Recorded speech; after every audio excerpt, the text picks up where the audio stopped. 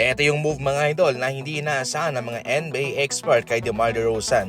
Akala kasi nila ay pupunta ito sa Miami Heat. Pero nagbago po iyon nang makuha po ng Miami Heat si Klay Thompson. Ngayon pagkatapos sa Miami Heat, yung Wizards naman yung gustong makuha si DeMar. Pero eventually ay pinili niya po ang Denver Nuggets. 3.9 million ang pinirmahan itong si DeRozan. Veteran minimum contract mga idol. 1-year deal po ito mga idol ha. At yan po ang bagong membro ngayon ng Denver Nuggets. So starting lineup pa rin itong si DeRozan. Ayaw niya talagang mag-coming off the bench.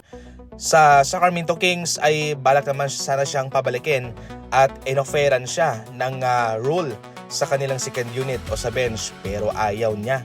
Kaya nagkalabuan yung kanilang relasyon doon at eto na nga, sa Denver Nuggets na siya. Napaka-interesting itong kupunan ng Nuggets mga idol. Siyempre, title contender pa rin naman sila at isa sila sa mga powerhouse team ngayon sa NBA. Kapag mayroong Nikola Jokic ang isang kupunan, asahan talaga na magiging contender yan. So ang may bibigay rito ni DeMar DeRozan na tulong para sa kanila ay mid-range shooting, playmaking. At hindi lang siya magaling sa mid-range dahil magaling din siyang umatake sa loob, mag-dunk sa pinta, layup. Yan po yung ginagawa ni DeRozan.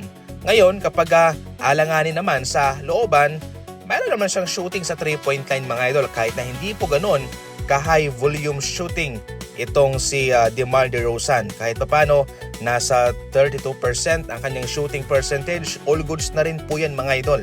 Ito rin po mga idol ang counting problema itong Denver Nuggets sa kanilang starting lineup kasama si Murray, DeRozan, Cam Johnson, itong si Gordon, pati na itong si Nikola Jokic. Itong si Murray at Cam Johnson, pwede po itong makatira sa 3-point line po, poste po ito. Pero itong sina DeRozan, Gordon at si Jokic ay hindi po ito shooter sa 3. So medyo mahina yung kanilang outside shooting dito mga idol. Yun lang naman yung kanilang maliit na problema dito. Pero kung pag-uusapan yung mid-range, sa pag-dunk, sa pag-score, sa board, sa ilalim ay napakalakas nitong Denver Nuggets. Yung kanilang bangko naman ay sina Brown, Jones, Strouter, Bagley, Walker, Nanji, Diallo, Brazil at Holmes. Medyo hindi rin po kalakasan yung kanilang second unit. Well, definitely, marami pa namang chance itong Nuggets at yung lahat ng team sa NBA para baguhin ang kanilang mga kupunan kung saan pwede po silang makatrade sa mid-season in which sa February. So kanilang titingnan ang lineup na ito, kung ano ang kakalabasan, kung marami bang panalo, kung ano bang problema, at yan po ang kanilang ayusin sa mid-season mga idol. Para sa inyo, ilang panalo kaya ang magagawa nitong Nuggets sa season ito? I-comment lang.